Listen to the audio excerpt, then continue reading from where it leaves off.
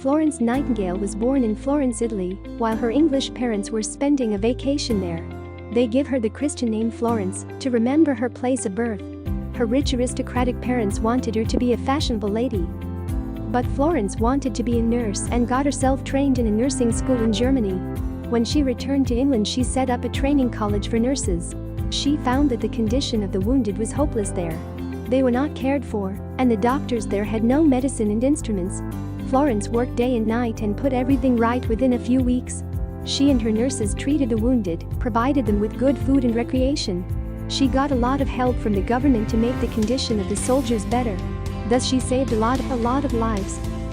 The soldiers used to call her the Lady of the Lamp because she visited their wards at night with a lamp to see whether they were all right. Florence Nightingale introduced the famous Nightingale Ode.